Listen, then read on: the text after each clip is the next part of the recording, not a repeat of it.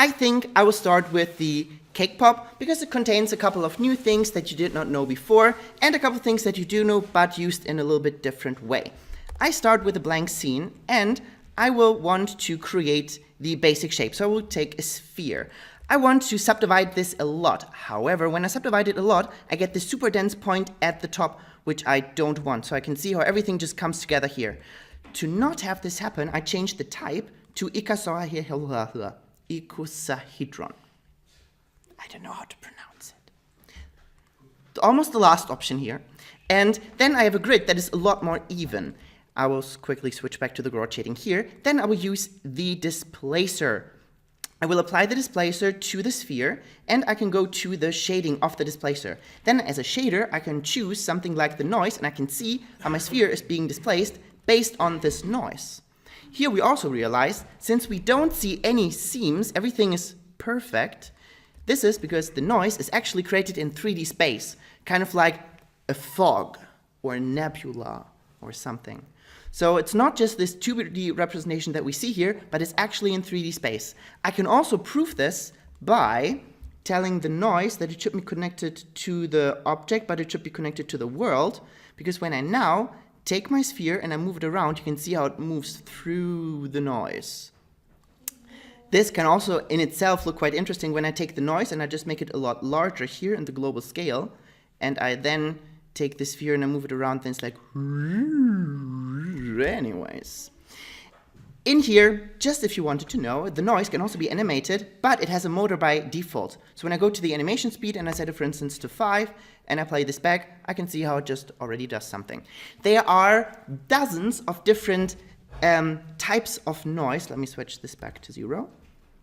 And the whole list is this one here. And at some point, I created preview renderings of how they can look like. Let me see if I remember the URL.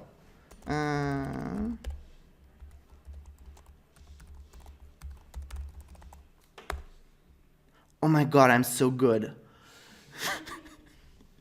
So here I made a quick render. It did not do it with the Cinema 4D default renderer, but in Cinema it could look exactly the same. So if you ever want to take a look at an overview of all the noises, just go to my website, any.green, and then c4d to a noises. If you want to, I can also send the link around. Anyways, in here you can then scroll through all the different noises. In each row we can see how the noises are in small, large, and super large. And we can also see them how they look like if they are inverted. So there are always these two rows. When you click on an image, it opens up in the full size for that noise type, and you can zoom in and you can see I rendered it at a quite big resolution. In here, as I go through, I could take a look at different noises, and I can see how these, for instance, behave very differently depending. Booyah is one of my favorite ones. It sounds so cool, and it looks so interesting. So here, when it's very tiny, it's just this super tiny spiky thing, kind of like the texture of some weird animal or something. Or this one here is kind of like a planet that is filled with acid. And this one here is, I don't know, like a poor thing. It's very versatile, this noise, I like it. So if you're ever bored, you can scroll through the list here and you can see all the different types of noises that Cinema 4D has. There are a lot of different ones. Exactly. So you can always see here for instance is Zada, and I can just go into here and I can choose as the noise type, Zada, and if I increase the subdivision here, I can see how I then have this noise applied to the element. Of course, I used a super high resolution on my spheres in order to have a smooth surface. So in this scenario, I don't need it to be that high. And I think I used as the noise type, not Zada, but I think wavy turbulence. And I made it a little bit larger, which I already did. Maybe even larger, something like this. And maybe on the displacer itself, in the Object tab, I can change the height to 5, just to have a little bit of a natural structure, kind of like it was dipped in chocolate, but kind of like not too serious. Then I create a material. As the material, I'll first give it a color. So I go into the color and I will use as a texture a Fresnel, because I feel like chocolate has this fall off. It's not just one single color. If you have like these really nice photographs of chocolate, it's always this gradient that goes around it. So I will choose a Fresnel. As a Fresnel, I will then choose as the first color here that is used for the outside, something of a, how did I do it? Yeah, a little bit of a brighter brown. So here I will choose something a little bit more yellowish, not too saturated, but fairly dark. So this will be my outside color. And for the inside color, I will take something that is a lot more saturated, but darker and a little bit more orangey. So something like this. And then already in the preview, we can see this already feels a little bit chocolatey. So using Fresnels inside of color channels can also give you a really interesting look design-wise. It can be used subtly as this, but you can also go more extreme. In the reflectance, as always, I remove this. I go to GGX and I add my Fresnel. And here, I think I'll take something like milk or so, something that is, it's very similar to the default one. But I feel like, even when I apply it, it is too glossy a little bit, so I might want to tone it down. But I also feel like it is too smooth, especially when I zoom in. Chocolate usually still has a little bit of a tiny structure still on top that makes everything a little bit more fuzzy and softer, not so glossy. Although, did you know how you make chocolate glaze really glossy? Like with making it to different temperatures and letting it cool down and then heating it back up? It's so interesting. I had a few weeks on Netflix where I only watched cooking or baking challenges. They're awesome. Anyway, so I need this tiny bit of structure on it. For that, I will quickly see if I can find a noise that I like. To find different noises and see how they are applied to my element, I go to the luminance channel in another material and I add some noise. In here, I will then change the noise type. I don't know which one I chose. I will just try different ones later on. Let me start with the box one. I keep the size the way it is, but I increase the contrast just so I can see stuff a little bit better. I will apply this one to my sphere, and I see that I see seams. And that is because Cinema 4D applies noises by default in a quick way that is not accurate. So I need to go to Options and enable the noises here, and now I can see precisely how this noise would be applied to my element without any seams. I can then go here into my noise, just click on the first noise. I can see how this box is now highlighted. It looks like it's pressed. And now I can use the up and down arrow keys to go through the different noises. Ooh. And I think the FBM looks kind of interesting. It has some nice small little structure to it. I think I will make it even smaller. Even smaller to like 30% or so, just to have a little bit of stuff going on. I will then go back to my luminance channel. I will right click on the channel here and I say copy. Then I will go into my chocolate material. I will go to the bump. I right click on the texture and I paste. So I paste the exact texture that I've just seen before. So this additional material that I created was just for me to get a feeling how large is this thing and what does it look like. And now it will be applied as a bump. So when I zoom in, I can see how I have this applied as a super fine, tiny structure. Of course, this bump has gotten way out of hand. So if I compare to how it looked like before, if I turn the bump on and off, this is how it normally looked like. But with a bump, it's just like, it's too crazy. So the 20% obviously is way too much. Sometimes I only do just 1%. So you can just kind of feel in these smooth areas that there's still structure going on. And this will also just make all of our reflections feel a little bit more natural and stretched. So if I turn this on and off, we can see how this looks too smooth, and this is just a little bit of detail. In the editor, not so much, but definitely in the rendering. Maybe I set this to 2%. Yeah, with 2% already, we can see how this makes a huge difference. It just adds a little bit of additional structure to it. Then for the light setup, I kept it fairly simple.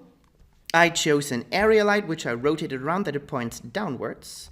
Then I moved it up. I need to make sure that this area light is seen inside of my reflection, so I go to the area light itself, and I, of course, as always, enable the shadows and make them area. Then I go to the details, and I tell this one that it should not be in the specular, but it should be inside of the reflection. And already I should see here how my light source is being reflected in there. Then I will go to my sky, and I create a material, but something that is very plain. So I go to my luminance and I set this to something like 20%.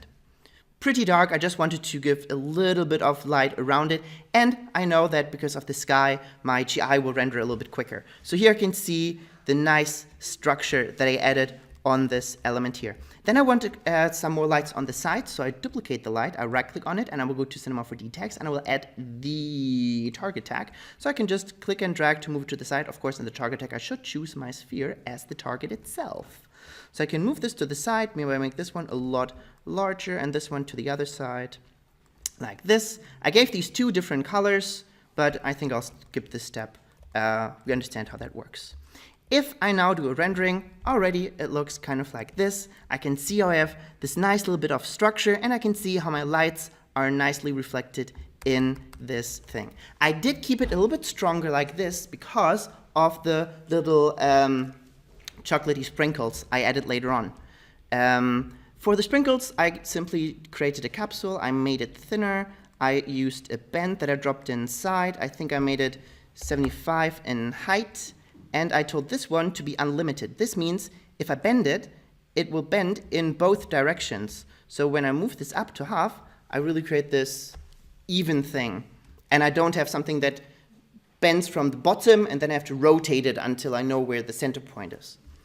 Then I added a couple of more height segments, and I think this is fine. I hide the bend because I don't need to see it. Then I copy the capsule and I move it over to my scene. Then I want to have it, no, not that one, that is the finished result. In here, I will take the capsule and I want to apply it to the surface of the sphere. So of course I will take a cloner and I will take the capsule, drop it inside of the cloner, and as the cloner I will choose object and the sphere as my object to clone upon. Then I created multiple materials for the things, but I will only create two just to get a feeling for it, like this. So one capsule wants one color, and another capsule, and another capsule gets another color. So here I created obviously a couple of more of them. In the cloner itself, I can then go to the transform tab and I can click on the S. When I click on the S, all axes are selected. I can then hold down the control key and I click and drag here and can see how I drag all three properties at the same time. This way, I can already scale them while they are on the element itself. Then in the cloner, of course, I went back to the object tab and I increased the amount of clones that I want to use. Then I will realize that my computer becomes very, very slow. That is because each element that the cloner is creating is its own element. We can tell the cloner that everything is actually an exact clone of the other. That way, Cinema behaves a little bit quicker. There are some restrictions later on, but not in this example. To do so, I will go to the cloner itself and I will change the clone instance mode from instance to render instance. If I now increase the amount even further, we can see how it's doing it very, very easily. So in most cases, you want to change the instance mode to render instance because it will speed up your performance by quite a bit. There are only rare scenarios where we have to use something else. Then I want to make sure that nothing of this is intersecting with one another, and especially it's not intersecting with the sphere itself. So I right-click on my capsule, I will go to my simulation tags, I add the rigid body, I will apply it to the second capsule as well, and I will go to the things here, and as the force I will choose 10. This process we already know. On the sphere, I right-click, I will go to simulation text, and I will add a collider body. Cinema, however, when I simulate this, will become very slow because the sphere has a very high resolution. So it is taking a lot of time to calculate where there are things intersecting. So to make it a bit simpler for Cinema 4D, I will go to the tag of the sphere here, I will go to the collision, and I will already tell it that it should not use an automatic shape. Instead, it should use an ellipsoid, which means it detects how large the object is, and it creates a sphere that doesn't really have a resolution. It just knows this is a sphere and it covers our element. It will just make sure that all this animation that we are doing here will happen a lot quicker. So when I now play this back, I can see how everything is sort of flocking out and I don't have any intersections and everything is really lying on top of my element. I could, of course, also, before I do that, on top of that, go to my cloner and increase some randomness in the rotation, just so that they are a little bit more random in all sorts of areas. Yeah, whatever. And when I then place back, everything's sort of like flocking out. On the material here, I then also used the same reflection that I used for the other one, so I can just go to my reflectance and I can copy this. I can then go to this material, go to the reflectance, delete the default specula, and just paste this in. So this way I can very quickly paste previous reflections that I've done.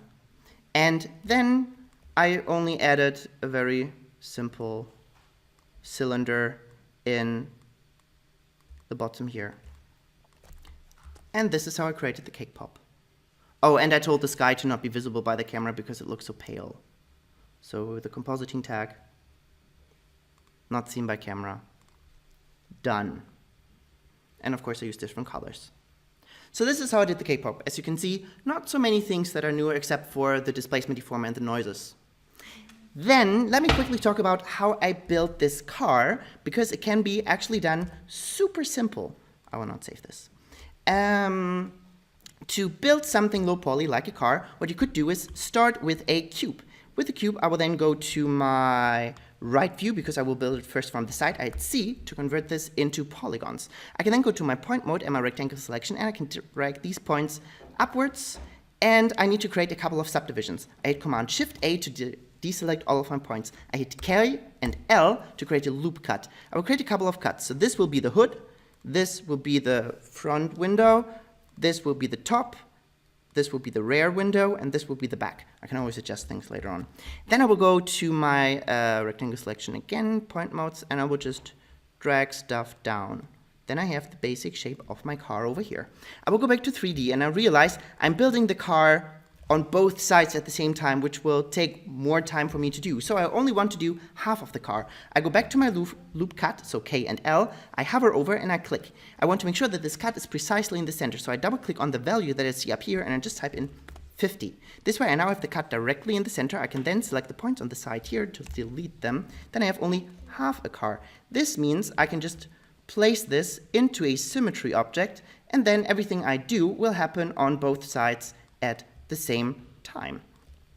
I already know that I want to add a couple of more elements later on, so I drop this first into a null. So everything I want to have duplicated over, I just drop inside of the null. I want to create the windows. To create the windows, I create a couple of additional cuts. I go to my right side here, I will hit K, and I will click, I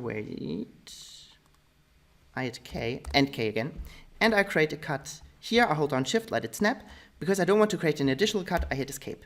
Then I want to create a cut from here to there, and hit Escape to finish this. To create the windows, I simply do some intrudes. So I use my Move tool in the polygon mode, and I select all the different windows here. When I hit I for the inner extrude and I click and drag, I can see how this creates a full window. Do you remember how I can fix it so I get separate ones?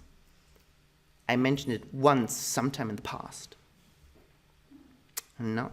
There's this option that is called preserve groups. So when there are things that are, or there are polygons that are connected directly to one another, they will stay together. So these ones are together, so preserve groups keeps them together. If I disable this, I can see how every window does its own thing.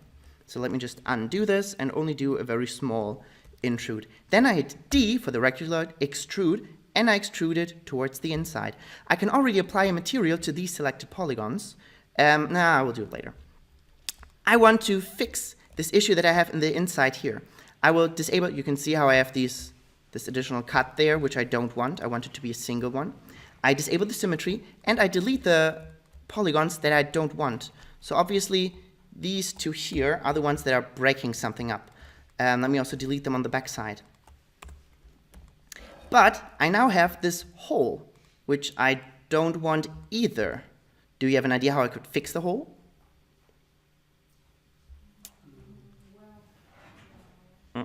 We will use the same technique that we also used in the past to align polygons together. For that, I will go to my edge tool. I can very quickly select all of my edges by simply hovering over one and double clicking. That was the wrong one. Double clicking.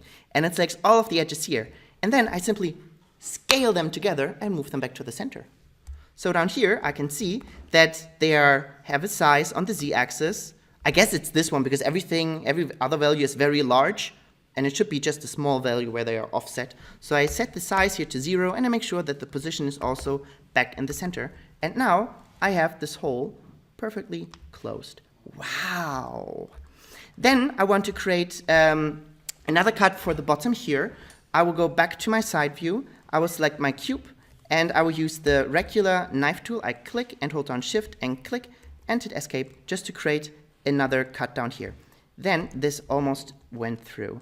One thing that I forgot to mention is this knife tool has this issue where it says that it is cutting only things that are visible. So when I cut this here, you can see how it cuts the things that I see, but it does not cut the front part here. It's still one polygon.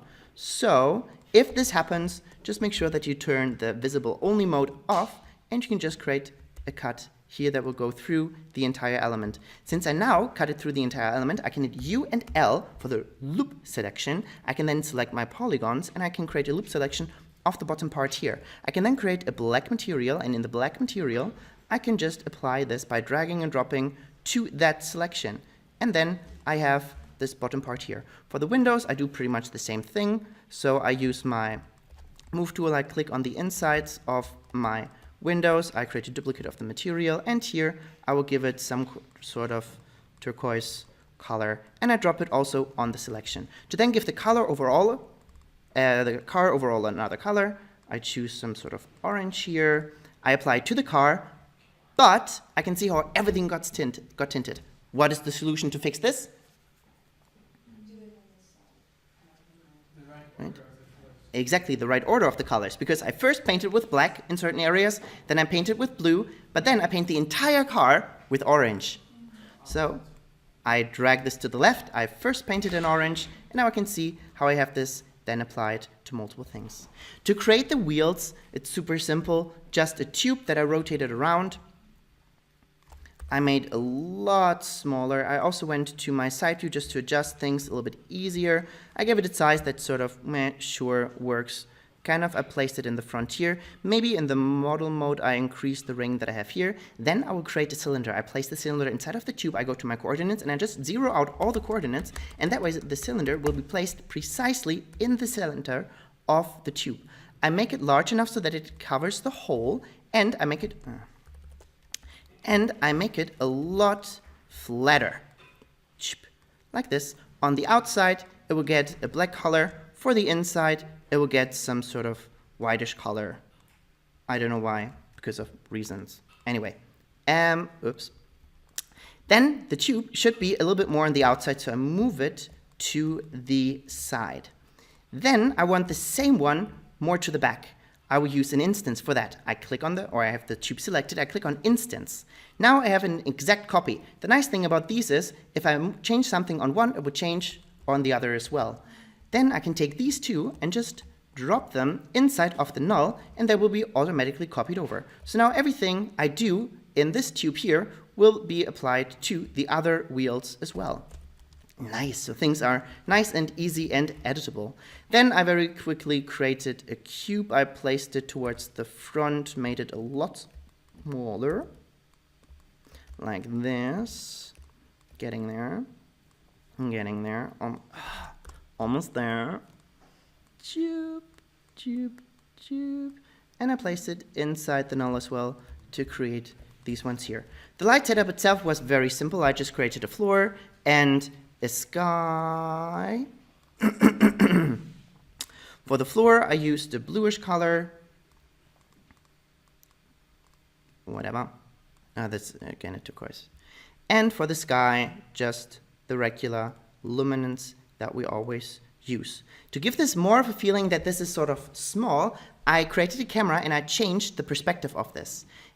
To create a camera, I just click on the camera icon. I can then move around and I can see how there's an actual camera. To look through that camera, I click on the tiny icon next to it to look through it. Then in the camera itself, I can go to the object settings and I can change the focal length. I can either make something super wide angle, so now I have this super chill wide angle feeling, or I could also go to something more like a portrait or a tele and therefore get the feeling of being further away from the element, and therefore it looks smaller based on the perspective that the camera has. When I then render this, I got this result here. There was only one small tiny thing that I also added. On the color that I had on the background, I actually did not use just a color, I used a gradient. In the gradient itself, I changed this one to be circular. Then on the center, it was a little bit of a brighter color. And on the outside, it was a little bit more saturated and a little bit darker. So I create a gradient like this. Then I can tell this material on the floor itself to be projected. It's kind of like taking this gradient, stretching across the camera, and then projecting it onto the floor. So I select it, I will go to my projection, and I change it from flat to frontal. And now I can see on the background already I have this gradient going on. So I have this vignette that I can render directly in 3D. It's not really a vignette because my object is not affected, but my background is, and therefore I get a nice gradation, and it already looks a little bit more polished. So here, also very simple in things that we already know. Let's talk about the architecture thing. That one was, the example that you showed was actually super, super simple. It was essentially, could you hold it up or something really quickly? The one with the stairs and the spheres that were dropping down?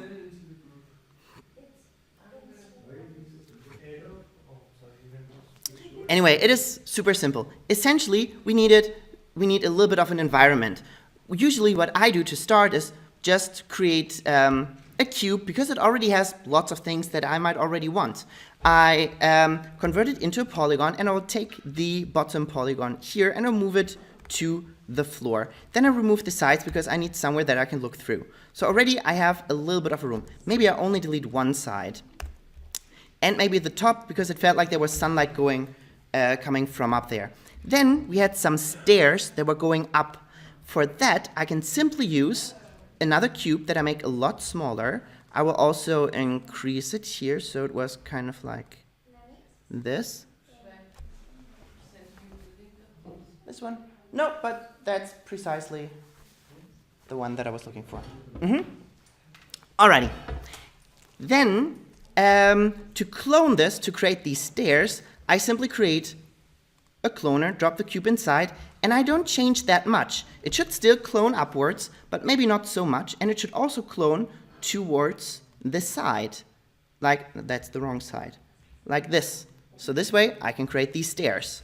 I can just take the cloner, move it a little bit closer, move it upwards maybe, and I can just scale it down overall until I feel like this is kind of like the scenario that I'm looking for. Then I just increase the amount of steps until this goes up to some place.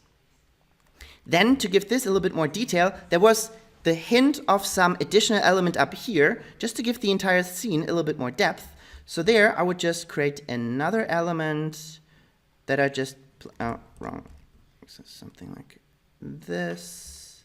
So we get the feeling of there maybe being another upstairs thing of some sort. So when I now take this, I can see how I have this additional edge here. So things don't always have to make sense. Sometimes elements are just there to give a feeling of there being something. Then to create the animation, it was also very simple. We needed to have special colliders. So the cloner here needs to be a collider, so I go to the simulation text and define this as a collider. Then I would create a sphere. I only need one, and I adjust it to the size that I want.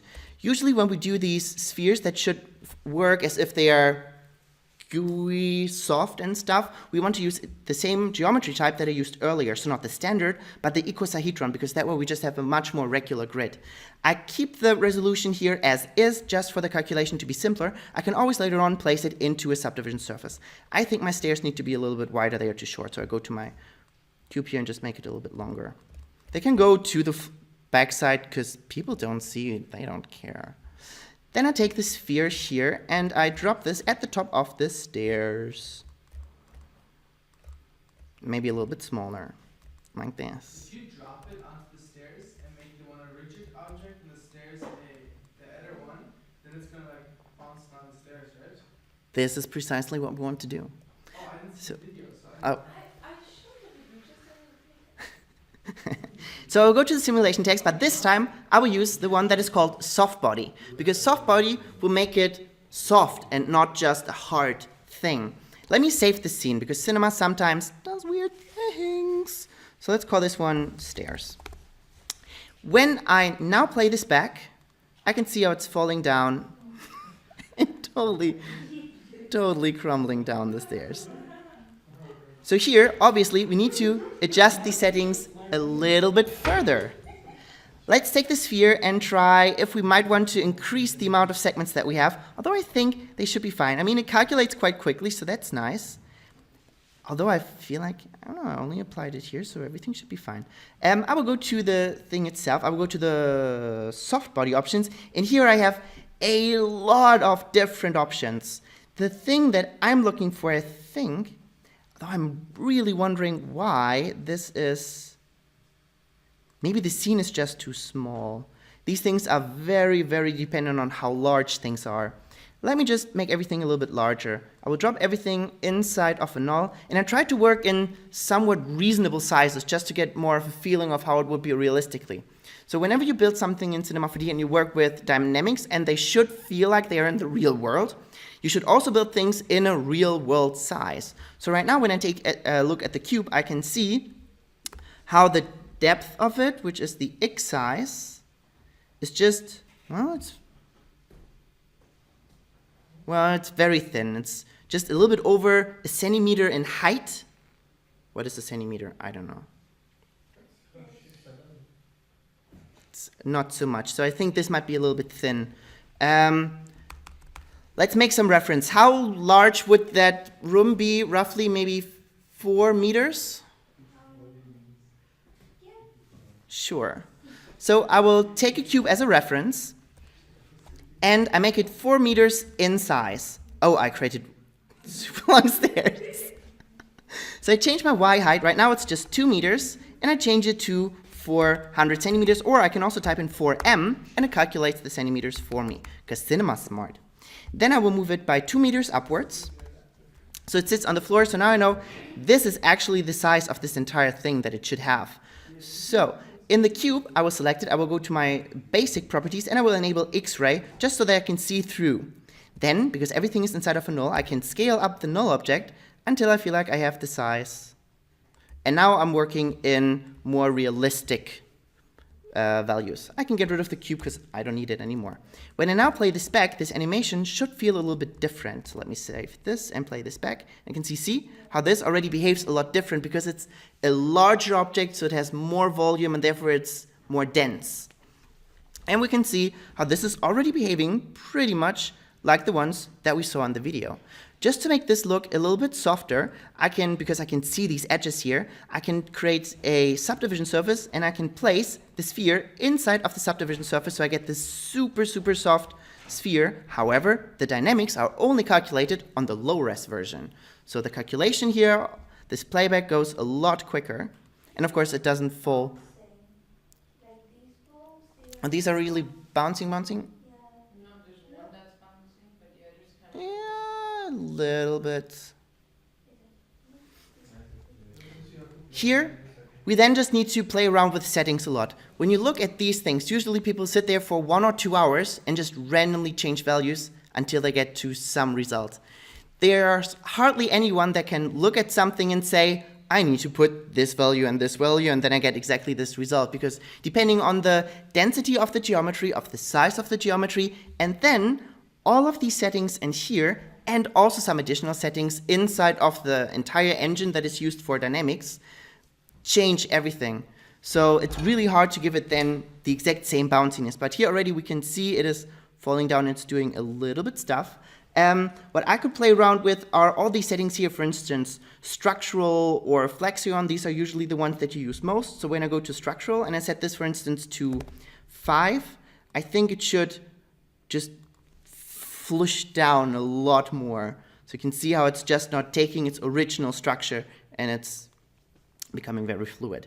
I could try to increase this value maybe to 200 and see what's happening there. Then it should stay a lot, or at least a little bit more true to the original shape, but I don't still get the bounciness. I could see if I change in the collision, the bounciness here, if it changes something to super extreme values, but I'm not quite sure if this would.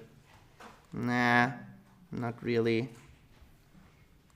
Yeah, I would also just play around with these settings here. Sometimes the dampening can also do something. Let's see if the flexion does something if I set this to something low. Usually when I test something out, I use a very low value, and then I will try a very high value just to see what the effect actually is. So here apparently I can see how this thing really crumbles like a deflated soccer ball. Not even that, even more. So here, what if I try a value of 100? I can play this back and doesn't do that much of a difference to what I had before. What if I choose a very extreme value? Then it's, well, it's sort of remembering the shape that it had here. So as you can see, all these settings behave kind of randomly. It's really hard to know beforehand precisely what's happening. So you just need to play around with these settings and see what happens. If you ever feel like you messed all the settings up and you just want to go back to how it originally was, you can always select all of the properties so that they're highlighted, right-click on them and say reset to default. And then you're back to how it started. So you don't have to delete the tag entirely. You can just go back to how it was. Then we had a couple of more spheres here, so I just duplicate the subdivision surfaces here and place them up and up. And when I play this back, I can see how they're then falling on top of each other. If it should then, of course, interact with the ground, I need to right-click on this, go to Simulation Tags, and I apply the collider body. And you should already guess what will happen right now. They will explode, I guess. Let's see. And they do. So, on the tag itself, we will go to the collision, and we tell this one to be Mode Dynamics Automatic Shape. And when I now play this back, they are falling down, and they are staying on the floor and hitting the wall. For the rendering of this, it is also very simple, because this is sort of an outside scene. We could maybe be as lazy and create a physical sky and see what's doing here. I will also go to my display, and I want to enable the shadows just to get a feeling of what's happening here. So apparently the sun needs to come a lot more from the side. So I will go to my physical sky, and I could just rotate the sun altogether. I think the height already might be kind of okay. So I just, oh no, already it should be something like this. Then the sky apparently needs to be a lot higher. I think I will also kill this wall here. Like this. And I think this top one here did not create such a large shadow. I think it was really just a very small thing in there. So this is just creating a small shadow. And then maybe a little bit more of an angle. Something like this. Alrighty. And when I render this, I can see how I already get this sort of outside feeling. I have these strong shadows that are going down. I think the would be a little bit higher up. And of course my stairs are not as thick, but... How long would that take to render? As a video? As a video? Well, you can just take a look here. This already takes around 20 seconds. So a good resolution thing, just in this setup, would be around a minute. And when I play this back, I think it goes around 4 seconds. So 100 minutes. That's okay, actually. That's okay. Image and image to later on sum up to video. How you can export image by image. To export this as a sequence, what I would do is I will go to my render settings. I will quickly just change the settings to something super small. Let me divide this by 5. So I have a super small resolution. Down here, I just say that it should render from 2. And here I say from frame 0 to frame 100. I tell it where it should save to, so I go to save. I will go to my desktop, create a folder that I call render, and in here I call this one also render. Then I can just render this, into the picture viewer, and I can see how it will create this timeline and will render 1 frame at a time. Let me actually, this still takes too long. Let me go to my physical and let's set this to preview and my GI also to low. And let's see, rendering. Yeah.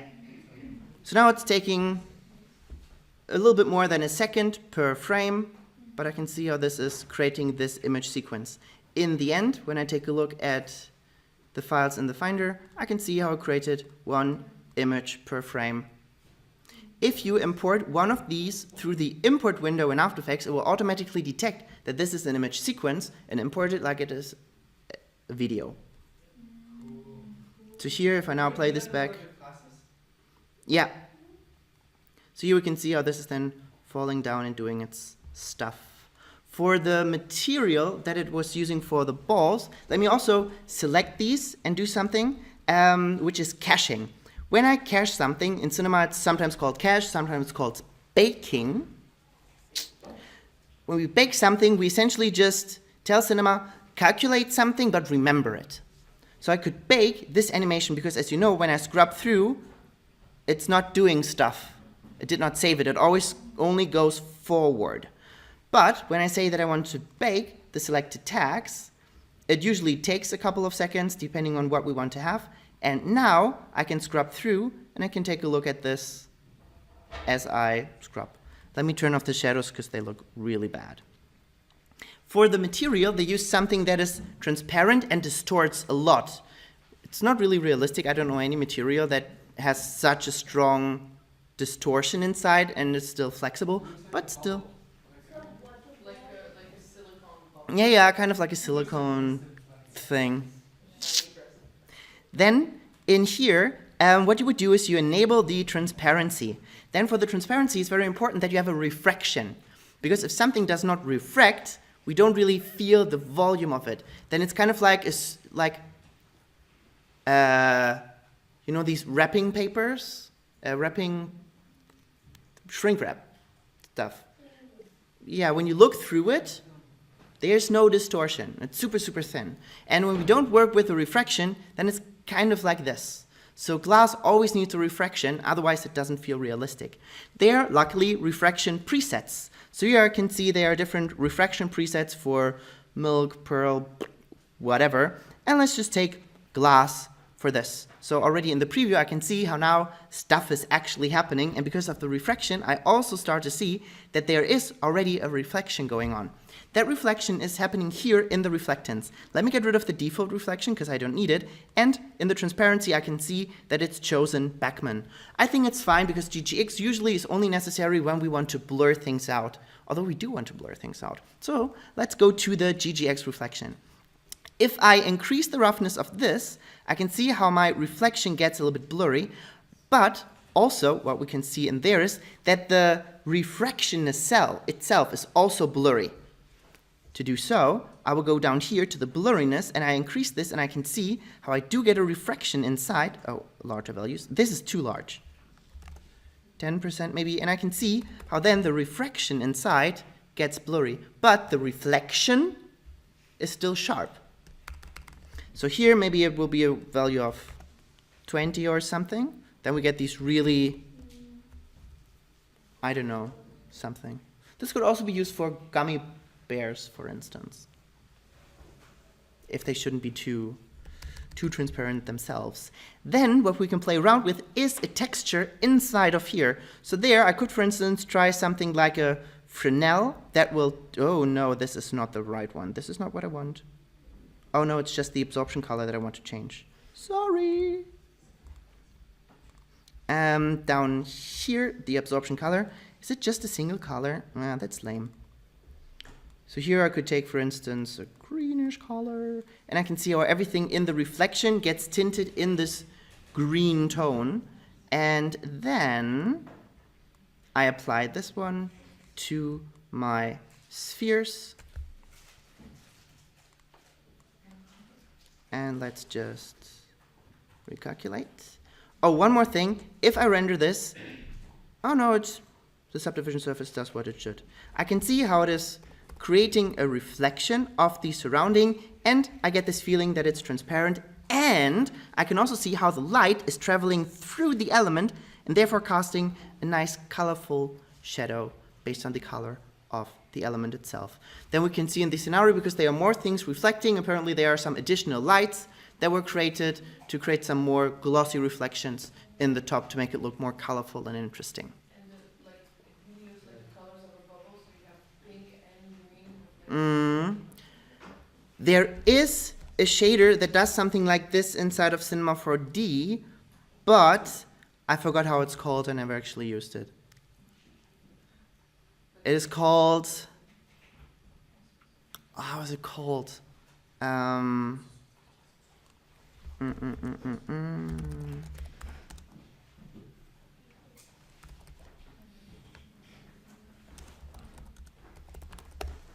It's not called like this, but... Oh, yeah, thin film. This is what I was looking for. There's a thin film shader that creates these colors that kind of resemble how bubbles or oil and stuff is creating something. Yeah, this here is already pretty much it. So it creates these colorful reflections. I don't know how to apply it. I never used it in Cinema 4D, but it's called thin film. And yeah, Lester Banks is pretty cool whenever he does something. He talks about it in a lot of detail. Thin film for that one. Alrighty, so this is how we would rebuild this architectural thing. And as you can see, it's very simple. There are not so many steps that we actually had to take. What were other examples? I already forgot. Hit the Lollipop kind of thing that got like different colors in it.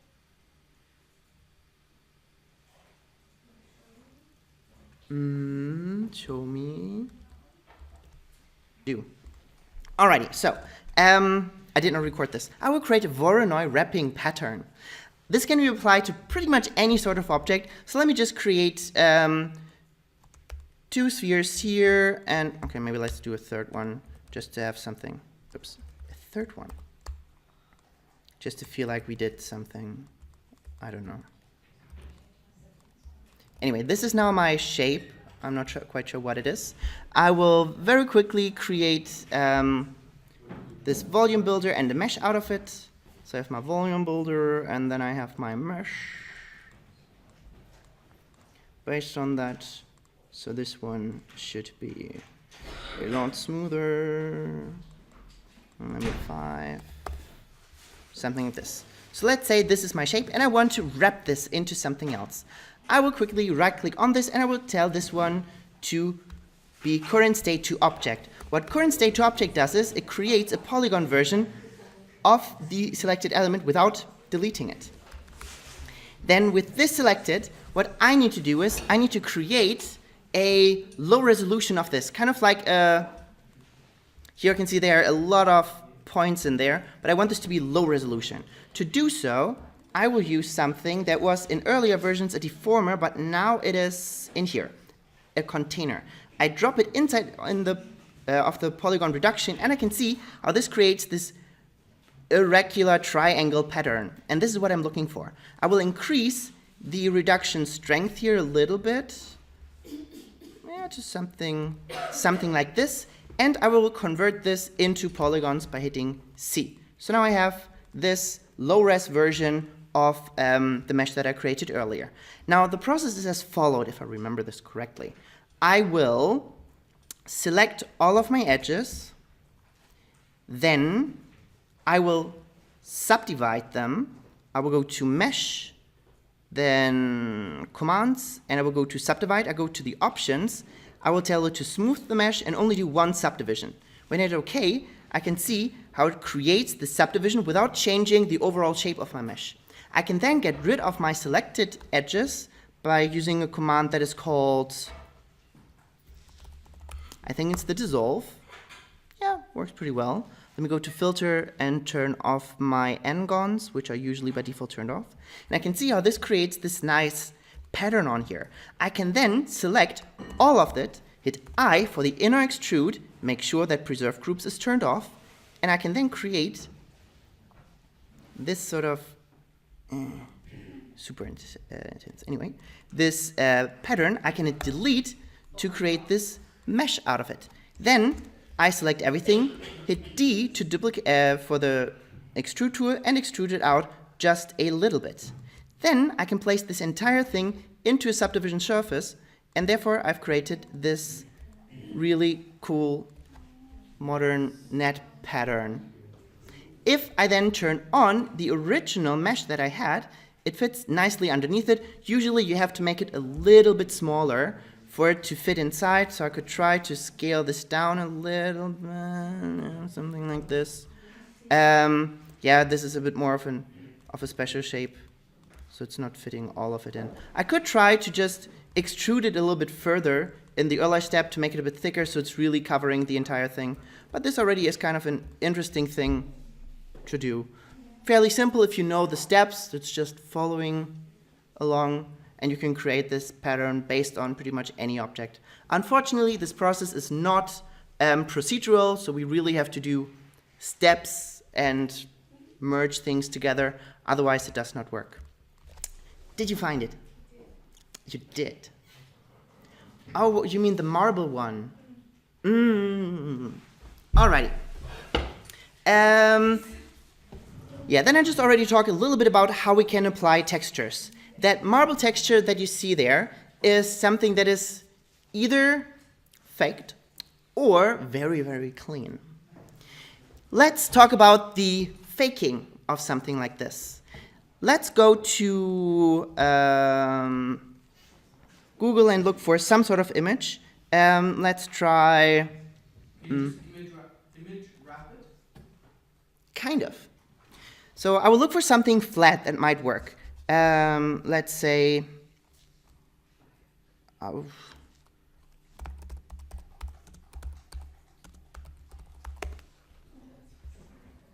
Oh, this is totally not giving me the results that I wanted. Well, yeah, this is, yeah, let's take this one. Oh no, this one is nice. Acrylic pouring. Google just knows what I want. So I will save this as an image, and I go to my, I just go to my desktop and put it there. Then we have this sphere, and I go to my color, and I apply this. So back to my desktop, and I choose this image. I will say no, so it stays there. When I apply this directly to my element, I have this issue that it is being wrapped in a very special way. You have to think of a sphere, or everything in the end is flat when we apply textures. Because our textures, unless they are noises, they are not 3D. So I can see that everything comes together at the top, and on the back side, I have this seam. In Cinema 4D, I think there's no way to really replicate it, but you can essentially think of a sphere like a flat paper that is first wrapped around to a cylinder, and then the open ends are sort of squished together and pushed down. This is how a sphere is built. And this is precisely what we can then see here in the end result. So we get this, how it's wrapped to the sides, so the texture meets in the back, and it's squished at the top. There are different ways that this texture could be applied to minimize these things. One way would be to go to the texture here and change the projection type. One that works quite well is the shrink wrapping. What this one does is, it chooses an angle, I always forget which one it is, it's sort of a 45-degree angle, then it takes it, projects it onto the sphere, and then kind of like as if it was stretchy gummy paper, it stretches it around and then pushes it all together so you only have one small seam in the back. So if I look at the element here from the back, I can see there's now only one point where everything sort of comes together. This way, however, we have a very little amount of stretching in the front here, and even when we look at it from the sides, it still feels like it's wrapping around quite nicely. On the material itself, to get a better preview in Cinema 4D, you can go to the editor and you can change the texture preview size from default to no scaling, and then it uses the original resolution of the image. Of course, in the rendering, it will always be the original resolution. Then, if I apply some reflectance on this, we get this really nice feeling of the integration of the color and the glossy part on top. So if I now add some GGX and I apply my Fresnel as dielectric, I can now see how we have things that are reflecting on it and how it really feels integrated with that ball.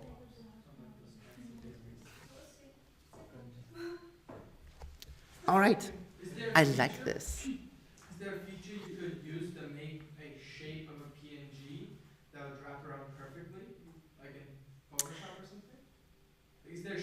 Yes and no. Because it must calculate it somewhere, so you must be able to take it Mm. that way. There are different ways of doing this. One way is using textures that are already built for spheres like this. So, for instance, if I go to, let's say,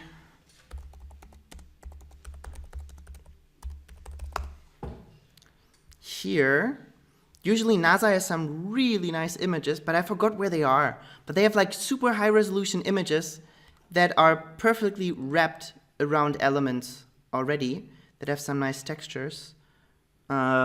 Is there? Oh, let's take the Earth. No, fuck it. Let's take the Earth. So here we have this one here. And this is already built in a way we can see how it feels like it's super stretched at the bottom. And it will be seamless on both sides. So this is an image that will work perfectly when I apply it to a sphere. This looks very small. Oh, it's a, let's see what it is.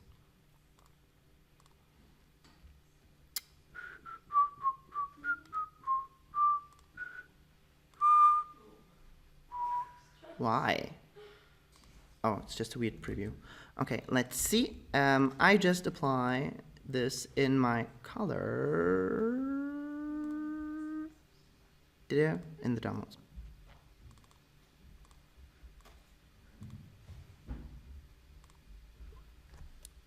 And then I change this back to spherical, for instance.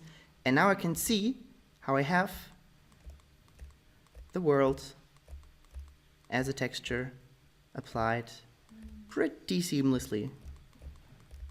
So some images are already prepared in a way that they are stretched on the flat version so that they are not looking squished at the bottom and at the top. We can also create things like this ourselves, but this is pretty hard. There are different ways. We could, for instance, export our elements and we can drop it into Photoshop and we can paint on that 3D geometry in Photoshop. But I haven't tested this in the newer versions of Photoshop. So before we do something like this, we would do it. I would test it first. Another alternative is using the body paint inside of Cinema 4D, but I also don't like that one too much because they haven't updated it in feels like 7 years or so. So Cinema 4D itself does not give us too many options to create something like this completely on our own. We do have the options, but they are really hard to do. The program that people use most is called Mudbox, but it's not for free.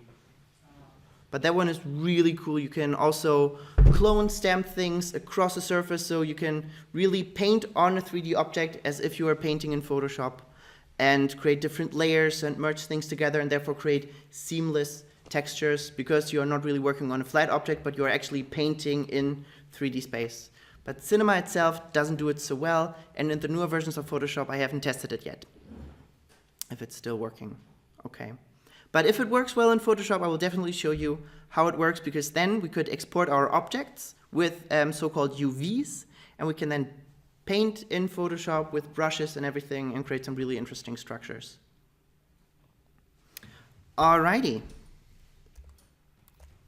Next. How can we create like a wet floor? A wet floor. Like watery floor. Should it be like asphalt with watery areas, or actually a water surface like? Yeah, like just a thin amount of water on the floor. Usually, because if the amount should be so thin, you would just work with the reflection. Yeah, that's what I want to know.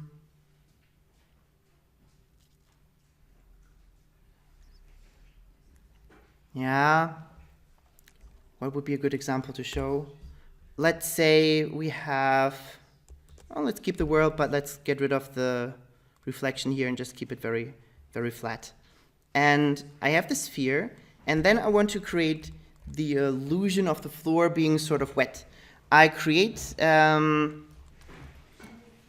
plane. Let me just drag this down and increase this.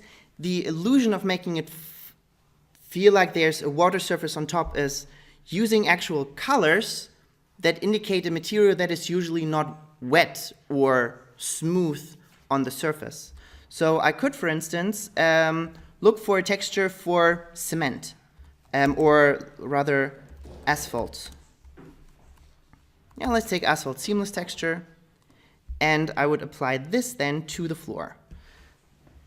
Yeah, let's take the one with the cracks. So, oh no, not this one. Oh, it's super tiny. Is there a larger one here? This is just the preview. This is, meh, sure. How do I save this? It doesn't let me right click.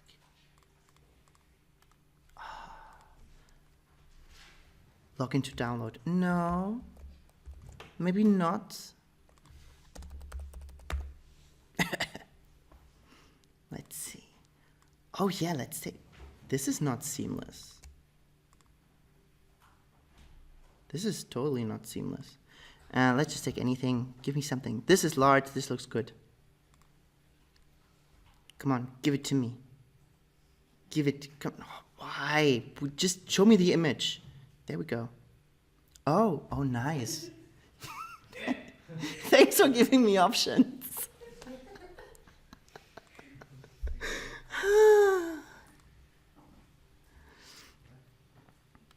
Alrighty. So I save this image. Wild textures. Interesting. And I create a new material. And I load this into my color channel. So I have it here in my downloads, I guess. No. Did I put it on the desktop? There we go. Nope. And I apply it to my plane that I will use as my floor. If I increase this, I can see how the resolution looks kind of bad. So I first go into the material itself, then I go to the editor and I change the texture preview size to no scaling. So already I can see how this is a super detailed structure, but it needs to be a lot smaller. So I need more tiles. To increase the tiles, I will go onto the tag itself and I scroll down. Here I have the amount of tiles along the U and the V axis. So here I could try it with maybe 5 by 5, and already I have a smaller, more detailed structure here. Next, I would need to have also preferably a couple of more things that I could use as a surrounding. So let's try, I don't know, let's just take another plane, let's rotate it around and pretend this is a wall that we have sort of in the back here or something, I don't know. And then we could have a couple of lights. Let's just use area lights. This one should be pointing downwards, kind of on the back here. Maybe I have one light here, another light here, another light there. Let's give them some interesting colors.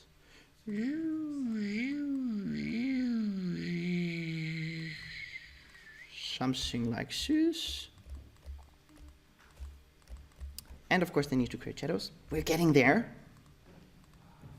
Then, of course, I need to create this glossy structure for the top. So I go to the reflectance, get rid of the specular, and as always, I would use a GGX with a Fresnel and dielectric. I think I use the settings as default. Then, depending on how thick the layer of water should be, you could either try to just keep it like this and see what it's looking like. So already we can see how this feels super, super wet, as if there's a super smooth wet surface on top. So when I now render, I can see down here, now I want to see more of the lights. I want to see more.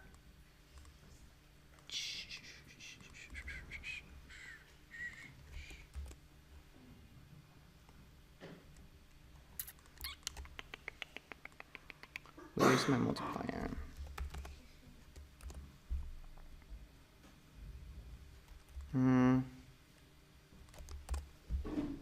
Yeah, we start to see that we actually have this reflection here. It should be a lot stronger.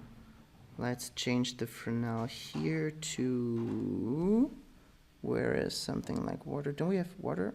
There we have water. Yeah, it's not as strong as I hoped it would be.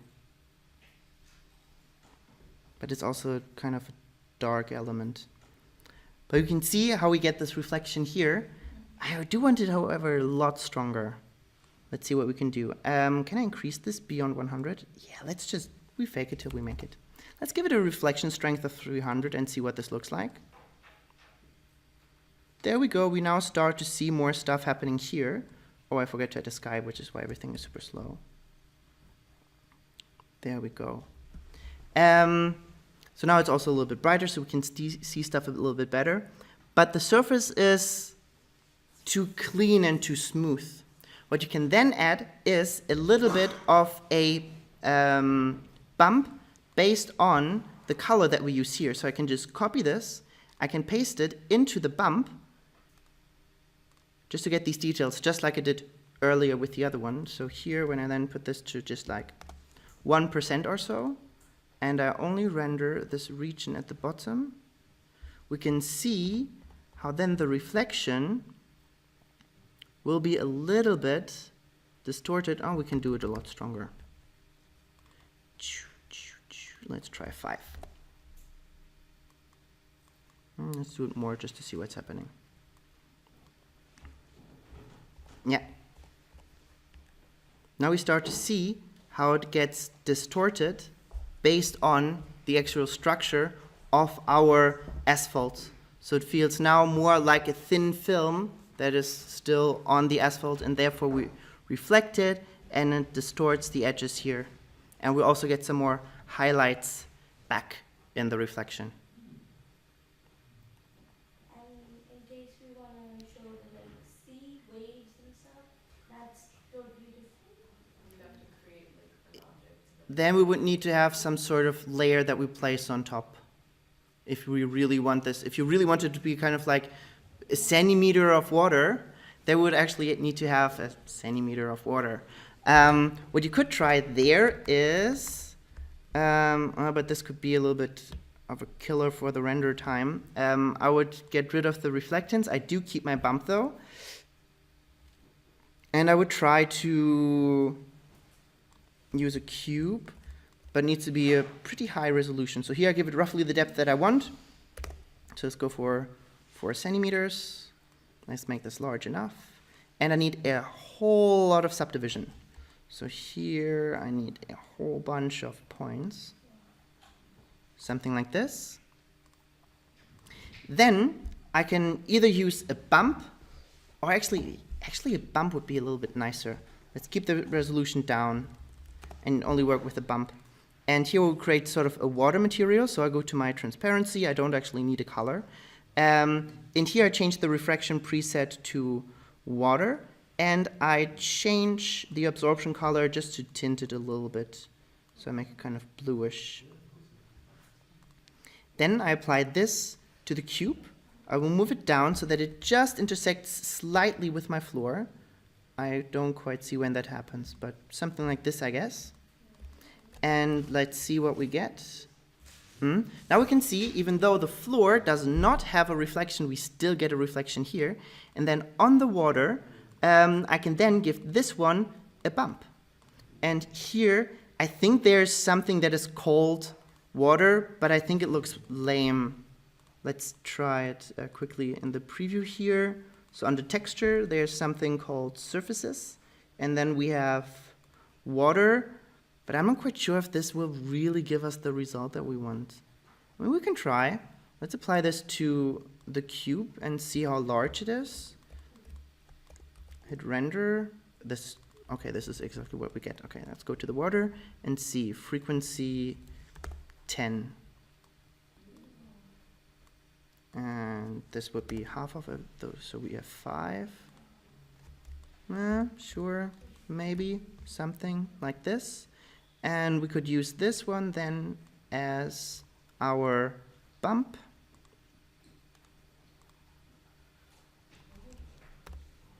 Maybe not so strong, let's see, 5, maybe less, we'll see.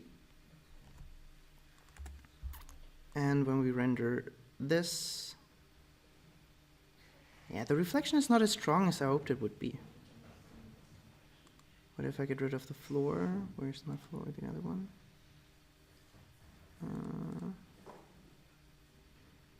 Yeah, but here we can already see the floor is just pretty dark. Maybe on a brighter floor it works better. It always also depends a lot on the lighting. So for instance, also when you look outside when it has rained, from certain angles things look super dry, but when you look at it from a different angle, then you see, oh no, it's really wet. So this, the same thing here is inside of Cinema 4D. But here we can see we have something that sort of resembles a watery structure on top. All right, give me more. Or do we want to take a quick break? Yeah. Let's make 10 minutes, and maybe you can think of something else. All right.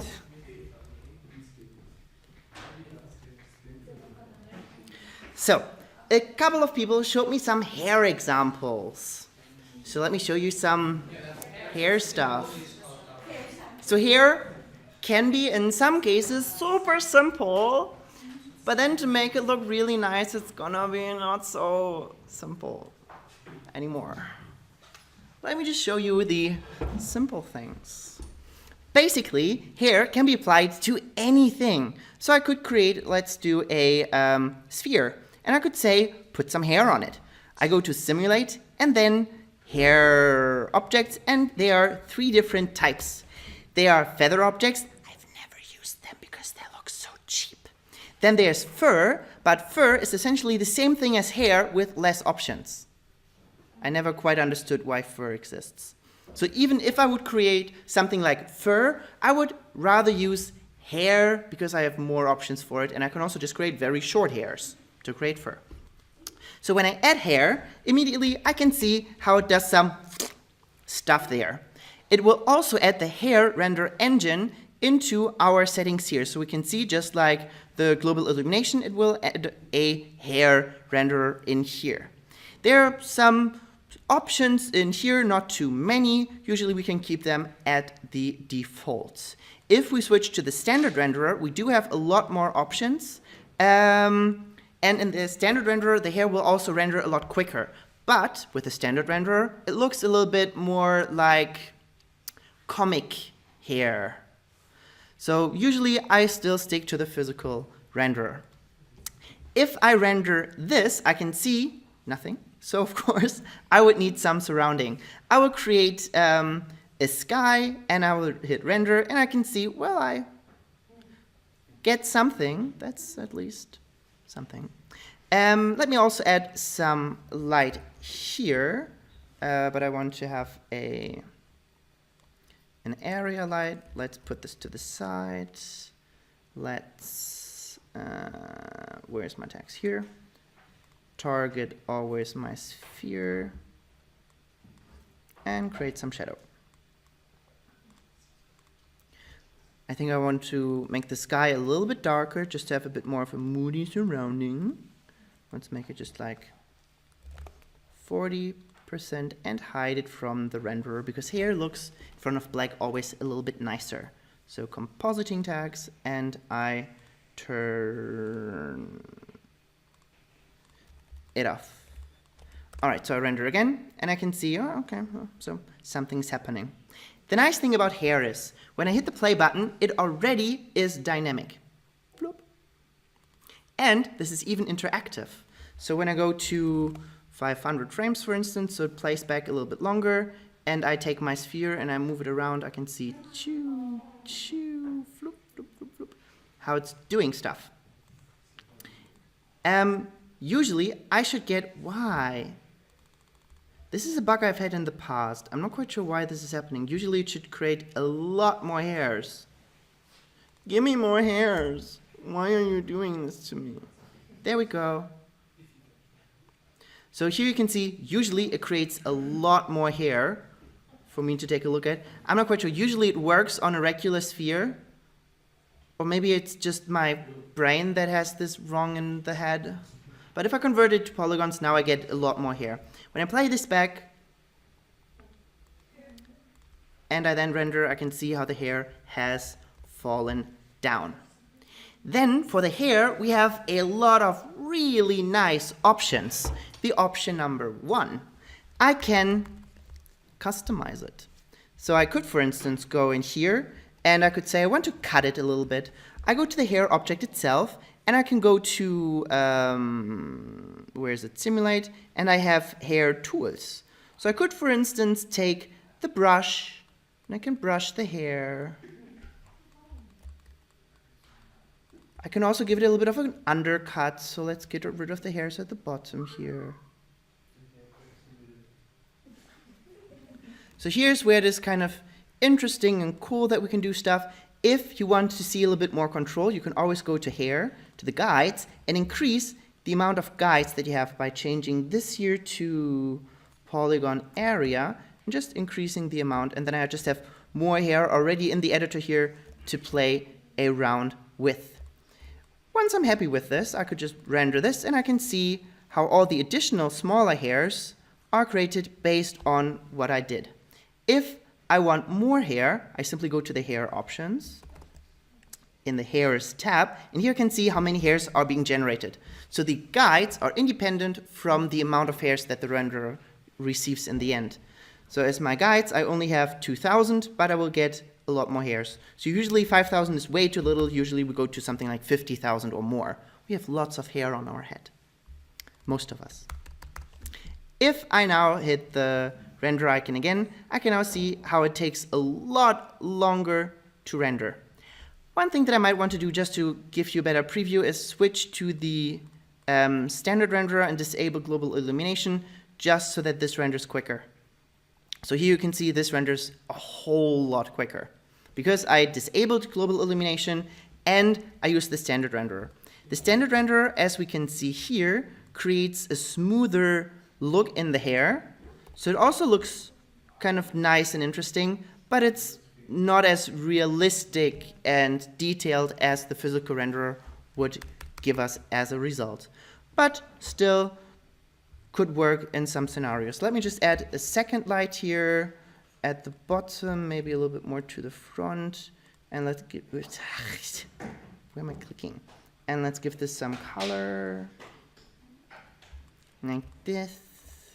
Let's see how this looks like. Oh, this is a lot more color than I wanted. Anyway, let's just keep it, it's fine.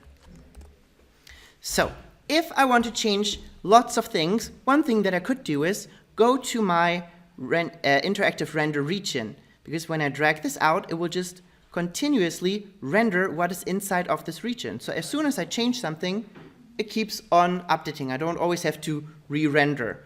So for instance, if I go into my hair settings, there are a lot of cool things that I can do with the hair to style it. One thing that I always do is a clump. A clump is kind of like when your hair is a little bit greasy and then it gets in these strains. So when I enable the clump, I will in a moment see what this does. We can see how it now breaks up the hair so it looks a lot more detailed because it's not this perfectly smooth thing. We can always play around with it. Maybe I increase the clump just to see a little bit more what it does. So now I can see how this really creates these strings as if there's gel in there. Maybe I keep it at 10. Can we make red dots? Could be a little bit harder because it's a much more detailed thing. But some other general things we can change. There's one, for instance, called frizz. What frizz does is it just spreads things a little bit more apart in random directions. So when I enable frizz, I can see how everything's kind of like... I don't want it to be this strong, of course, so I set this down to just like 10%, maybe just 5%, just to have a little bit more of a natural smoothness to it, so that they are not so perfectly aligned. Then I can go to, for instance, my, what is the next one that I use? The kink. The kink does sort of like a small wavy stuff. So when I enable this, this also just breaks them apart, makes them kind of like curly, but not like really curly, but like... But also here, I would only do a little bit, maybe 5% or so, just to break it up and to have it not so super clean and perfect. Now, just as a comparison, if I turn the frizz, kink, and clump off, this is how it looked like before. We can see how it's just too soft and we lose lots of details because everything is so perfectly aligned. But with the kink, frizz, and the clump, we do get a lot of nice options. I can also color the hair based on the color of my object. So for instance, one thing that I could do is I could create a material and I could use this marble thing that we used earlier, and I can say that it should take the colors from that marble thing. Was it this one? Yes! So I can apply this one to my sphere, and then I can tell, let me just turn off the color, or let's turn off the color of the light. So it's white again. White. So now I should have just hair that is a little bit colored because of the color in here, but I could say that it should use the color of the surface, but without shadows, only the color itself. And now it colors the hair based on the colors of my object that the hair is generated on. I can also use other maps. I could also, for instance, say that hairs should be more frizzed in certain areas, also based on maps that I create, just like these ones here. But they are kind of hard to adjust on some elements. Then, when I feel like, well, yeah, this looks kind of nice and interesting, let me just go to my light here and make sure that this is creating a shadow. Now we have a little bit more depth in here. I could now see what this looks like when I go to the physical renderer. So I enable the global illumination and I switch back to the physical renderer and see what the result is. This might take a little bit. Oh yeah, this does take a little bit. So as you can see, the standard renderer renders hair very quickly. It looks kind of nice, but it will always look very smooth and a little bit artificial. In some cases it might be fine, in some others it might not be. Especially if we integrate the hair with some other scenario, then we can't just switch to the standard renderer because the standard renderer just doesn't render as fast and clean as the physical renderer in most cases. But here we can see there is potential of this looking good, but it just takes quite a long time to render. Yeah. I want to see just the first, oh yeah, the first buckets. Let's just wait for the first buckets.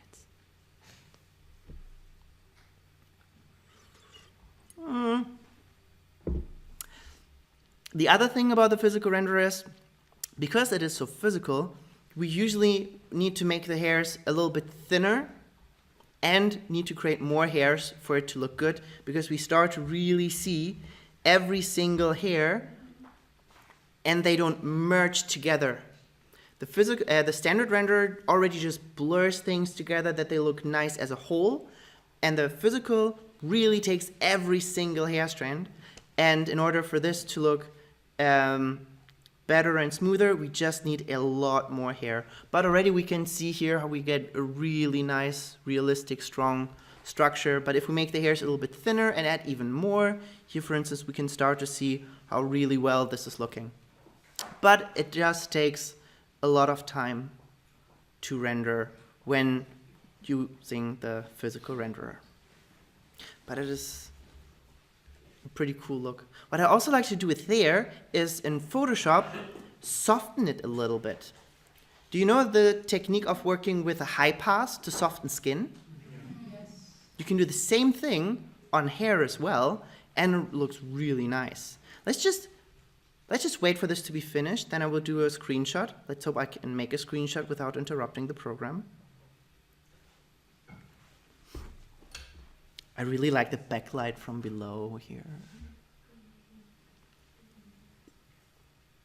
So this is the hair in Monsters Corporation. How it's done? They had Pixar uses other programs, and especially when it comes to hair for Monsters Inc., they created their own software that makes the hair. Just for hair? But Pixar does that a lot. Also, for instance, when they do something like, Pixar does this a lot. When they make a movie, they usually have certain things that they really want to use in that. And they build their own render engines or their own tools that create things. So for Monsters Inc., they did not use something that existed. They needed more control, so they created their own tool that created the hair. Or for, I don't know, for other films, they built their own tools that create water and stuff like this.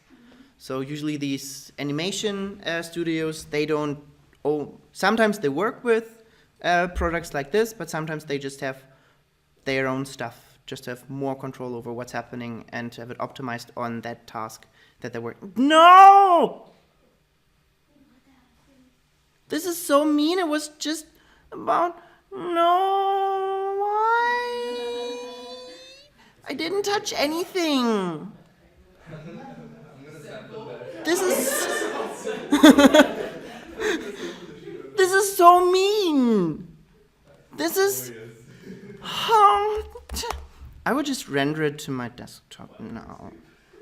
Man. Do you want to use the local render thing where we all use all of our computers? You can show us that, and then you can use it. Oh, I could use that one. Oh yeah, let me show you, then I can use all of your power. Okay. This is so cool in Cinema 4D. You can connect all of your computers to mine and can use your power as if you are mine. And this is only possible in Cinema 4D. There's no other render engine that supports this. So, no, they have to install something on their machine. You can't just steal it from anywhere. Okay, let me show you how it works. First, we do something together. Let's go to Edit and Preferences.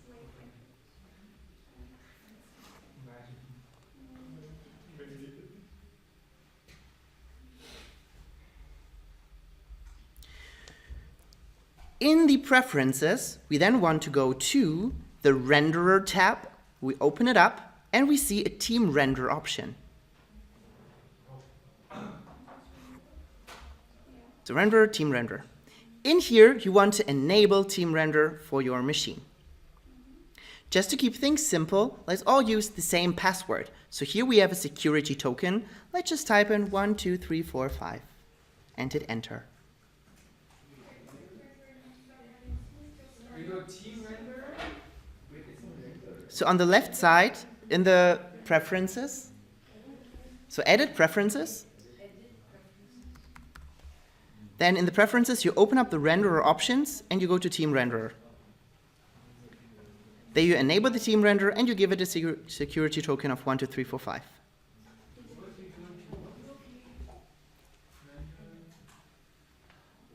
So if I were to do 6 million right now, Huh? it could work. This only works for rendering, not for simulating.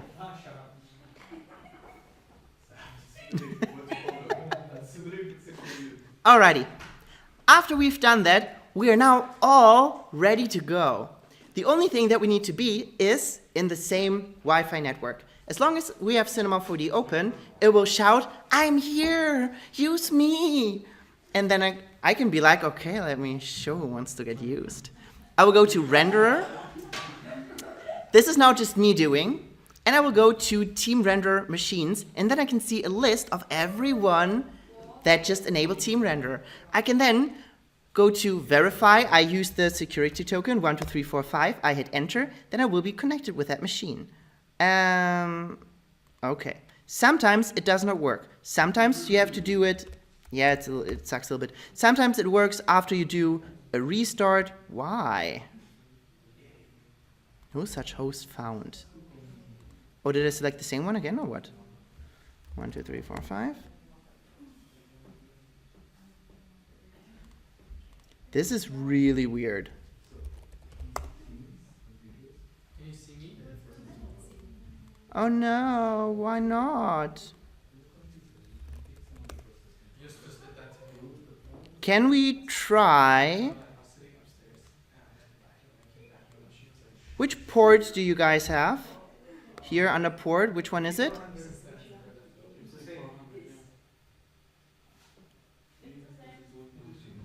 Yeah. Is it because it's Windows and Mac? No, that's usually not an issue. When we open it again, the Well, then you did not hit enter and you just closed the window. Okay. Oh no, that sucks. I haven't tried it with R20. You know, I think I did it with R20. So this is really usually how it works. Can you try to see if you can connect with someone else? Yeah, I did connect with someone else. Audio connecting with someone? Just right click on the name that you want to connect with. No, but how do you open this window? Oh, render and then team render machines. Oh, okay. And usually you just, Yeah, it works. Yeah, it works. oh no. I never had that. Why? Is it because you have a PC and we have No. Mac? No. I've done it in the past. There's no issue. You could even do it with Linux. It all works. It's called window. Exactly. This is really weird.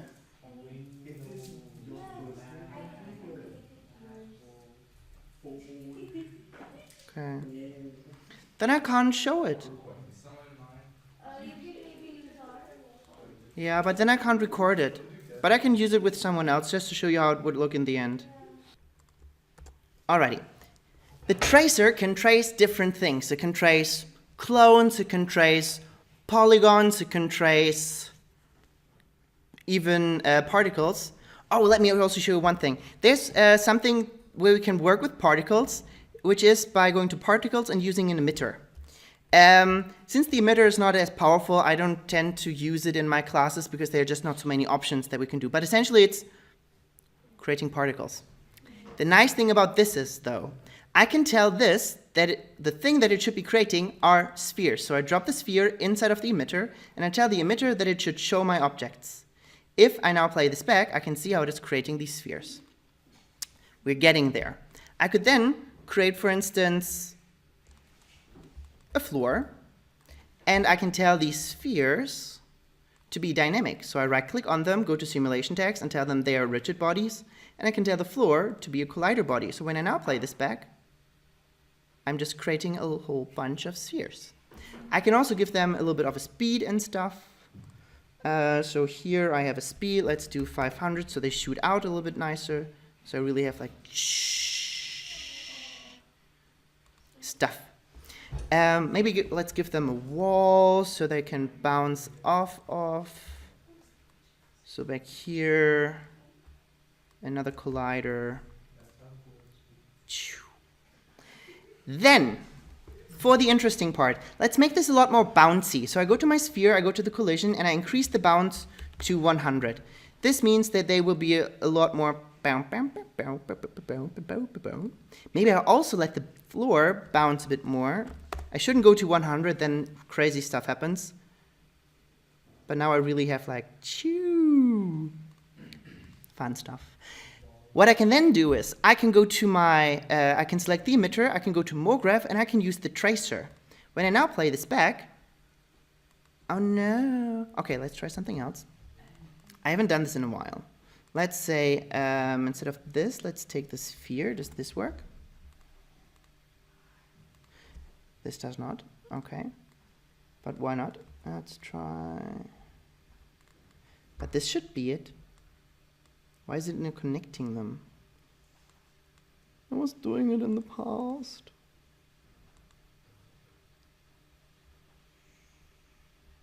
Am I missing something?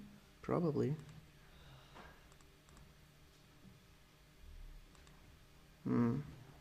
Sorry, I thought it was just connecting them. No, this is not what I want. This is not what I want, Gisa. I really thought it would work with it. That sucks. Okay, so this is one thing that you can do. Let's do another thing, where I don't use the emitter, but instead I will use the regular cloner, because there it should work. Oh, I can just keep the sphere, drop it inside a cloner. Jip.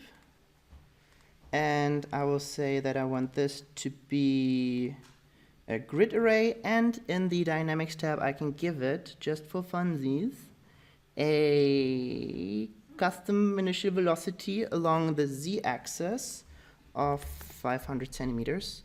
So everything is just pushed to the side. And let's try if this works. Cloner, MoGraph, tracer. There we go. Okay, so this is what I wanted to have, where the path of an object is being traced. And I can not only use this as a regular path, so I could, for instance, tell the tracer to be inside of a sweep, and then I can give it a circle, for instance, drop both inside, and make the circle a lot smaller, like this. It then really draws this stuff out.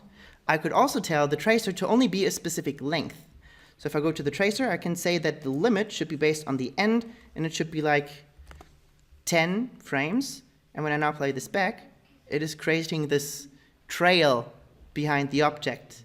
If I now enable the sweep and I tell this to have an end scale of 0, okay, the end is the other way around, then I go to the details, to the scale, and do it like this.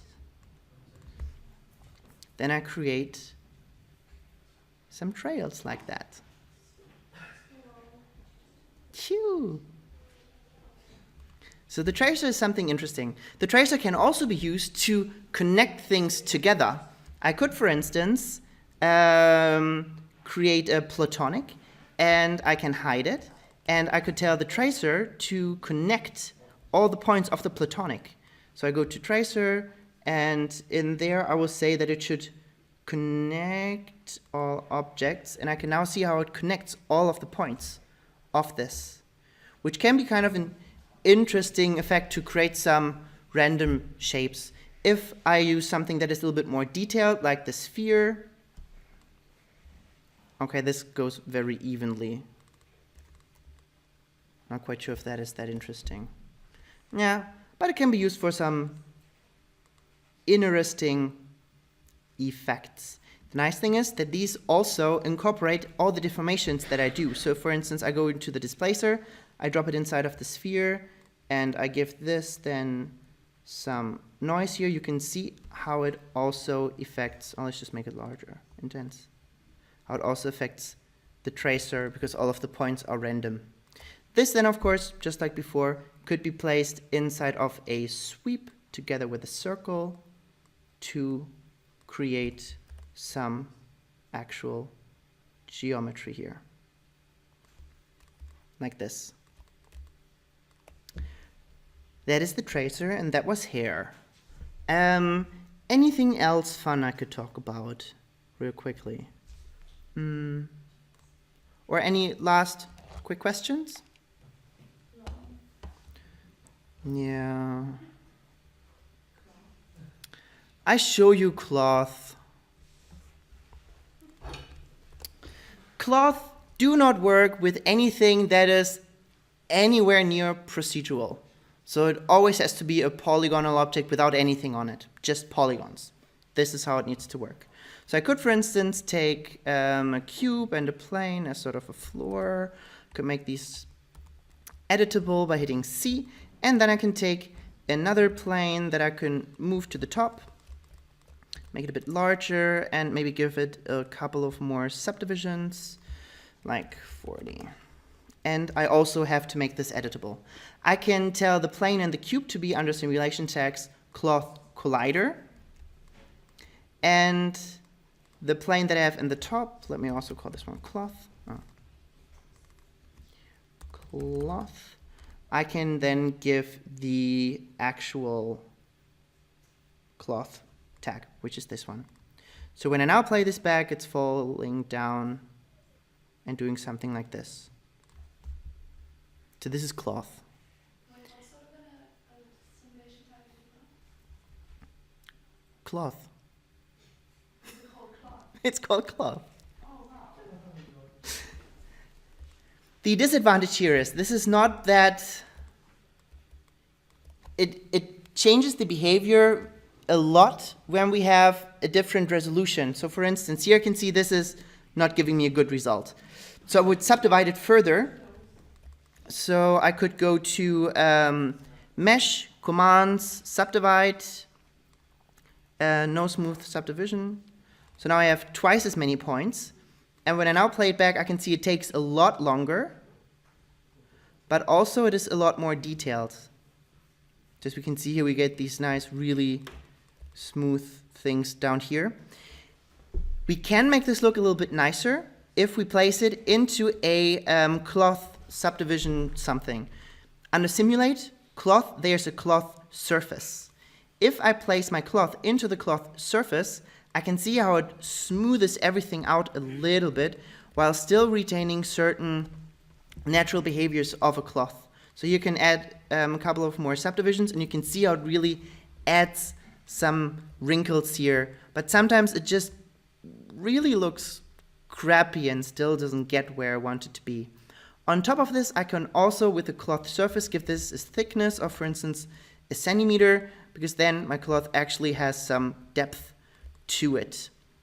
The disadvantage with the cloth is sometimes the program hangs up and it does not remember the original shape.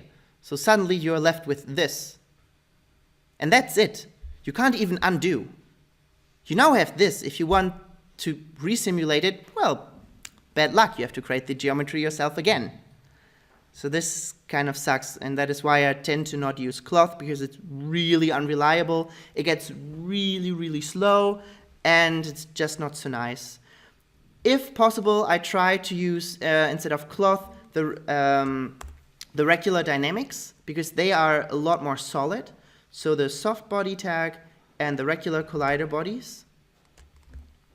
So when I now play this back, I can also see it takes a little bit, and it behaves kind of similar.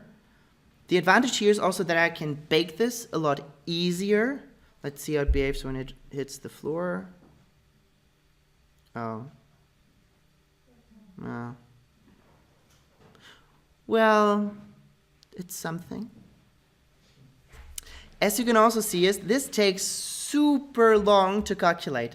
So every time I want to adjust these settings, I again have to simulate it and wait for a minute, and then I realize this still looks shit. Then I adjust something else, and then I have to simulate it again. So cloth dynamics usually mean if you have like a weekend where you don't know what to do some cloth simulations. I often, when I make posters, I've seen other poster designers do these really cool, like, ripple kind of poster effects, like a piece of paper like moving in the wind. Could you make that here also? Like a beautiful flowing dynamic piece of paper. Do you have an example? There are many different ways that this could look like. Okay. You can always fake things. If it's just... How do you add depth of field in the render? Oh yeah, that is a good question. Very simple. I just tell Cinema to calculate depth of field. But can you control the depth? Of course. Let's just create another example and do something simple. Chip, chip, chip. And let's create some more.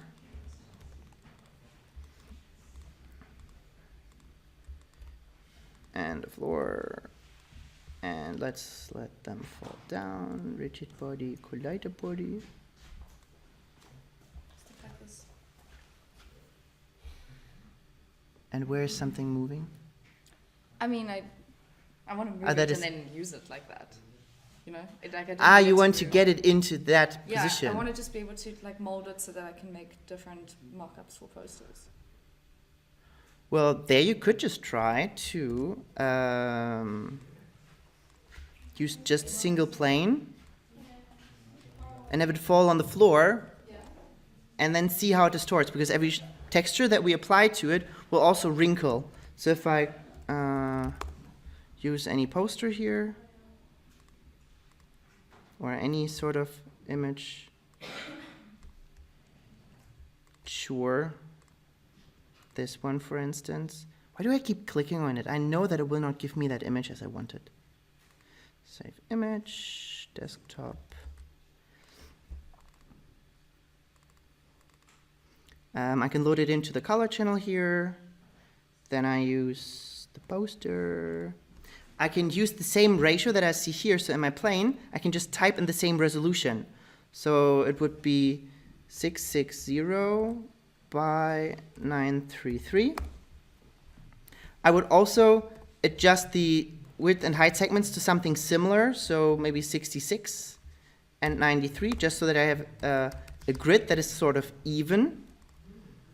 When I then apply it, and I go to my editor, making sure that I see it in the best resolution possible, I could try to create another plane that it could fall onto. Then maybe I save this as a reference. I need to make them editable. This plane will be the collider. And this one will be, oh, that's the wrong collider. This is cloth, and this is the cloth collider. And I could try to just have this also fall down a little bit at an angle.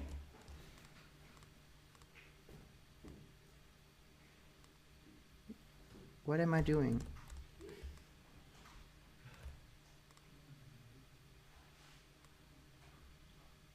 Am I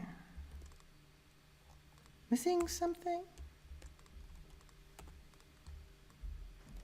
Why doesn't it let me move it when the attack is applied? See, this is exactly what I mean. I can't move this anymore when the tag is applied. Just these small things where you're like, why? So I could try to rotate it a little bit. Probably I'm not allowed to do that either. So let's delete the tag. Let's just rotate it a little bit and do it again. Cloth. And when I now play this back, it sort of falls down, and it's crumbling, not that much. There are also some things that we can adjust in here. For instance, there are things like the stiffness, the bounce. We can also tell it that it should just shrink a little bit together and play around with these settings, and then sooner or later it falls into that thing that you want, roughly.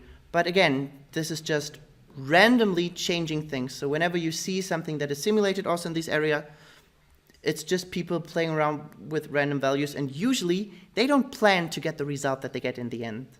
They usually start something, they play around with values, and it does some random shit, and then you're like, well, this kind of looks like this. Maybe I changed my concept. So this is how it most of the time works. Another alternative would be to actually mold it by hand, but this is something we talk about in another class. Back to the depth of field. When I apply this and I apply this back, just so that I have something, I need to have a camera, and I need to look through the camera. Then I can zoom in here a little bit, like so, and I go to my render settings, to the physical tab, and I just tell render depth of field. Now the renderer will render depth of field. When I now render, I can see nothing because I don't have any lights. When I now render, I can see not so much. The reason is my camera, by default, when I go to the physical tab here, has an f-stop of 8, which is kind of like default-ish thing. But it uses real-world things in the surroundings. So if my spheres are 20 centimeters in size, this one is 20 centimeters. That's already kind of large, and I'm kind of far away from it. So the 8 doesn't do much. So I need to take f-stops that are a lot smaller in order to get the result that I'm looking for. I could try it with an f-stop of 1 and render, and now I start to see something. I can define where the focus is by going outside of the camera and taking a look at where the end of the camera is. Let me just hide the sky here. You can see this is where the end is, so this is where the actual focus is. If I draw this closer, now this part in the center here will be in focus, and I can now see how I get some sharp elements here. They get blurry towards the back and blurry towards the front. The nice thing here is, even though my scene is probably too large to create this close-up effect, I can use values that are impossible to use. For instance, like 0.01, which is an f-stop we would never get with an actual camera. But I could still render this, and I can now see how maybe I've done it too much. We can see it's doing something. Maybe let's try 0.1. There we go. Now we can see how we get this super intense depth of field effect here. It will also create bokehs when it's necessary or when it's realistic. However, you need very, very high settings for these bokehs to really be clearly visible as bokehs and not just as blurry, dotted, noisy things. So when working with depth of field, you usually really need to change the sample quality to high, but then it takes a long, long time to render. So you can see the quick preview was sort of fine, but now I can see that this is generating some really smooth looking depth of fields. But sometimes for the bokehs to look nicely, you have to go even stronger than that. Yeah, so this is how depth of field works. Yeah, of course. So in here, like I showed earlier with the car, in the object tab, I can change the focal length here to anything I want. All right. Then I would say that is it for today. Sorry that I didn't have anything prepared. But we did talk about a lot of things. So I hope it was still interesting and entertaining. Very nice. For the next class, I hope my inspiration is back and I have something cool to show. One thing that I really want to do is talking about different textures. So now we already saw that we can wrap something around a spherical object with this, which is quite easy. But when we have more complex things, then it gets a lot harder to apply textures. So that it's a really crucial part to talk about that. So I hope I have some really interesting examples for our next session then prepared. So for homework,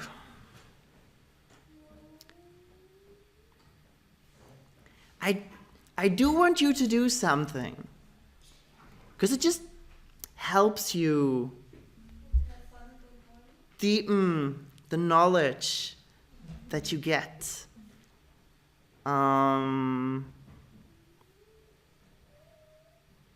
But I also don't want it to be too general. If I say just do something, then it's so random. Maybe I give you a word, and you have to do something with that word. Not like literally writing out the word, but be inspired by that word and do something that could match it. Is it what? Wow. Wow. Let's take...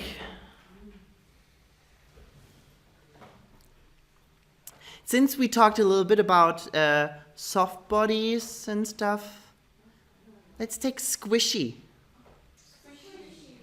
Squishy. So your homework is to build something that when you see it and someone says squishy, you're like, yeah, that's it. You can use anything that you want. In this case, even if you want to use a tutorial from somewhere else, it's fine, as long as the end result fits the concept squishy. Alrighty. If you didn't send me the last homework, make sure that you do. I've gotten a couple of emails. I haven't checked them yet, but I think there might be some missing. So just... And other than that, like always, send me a rendered image then by our next class. Okay? Squishy is just something that is sort of elastic or just squishy. Oh.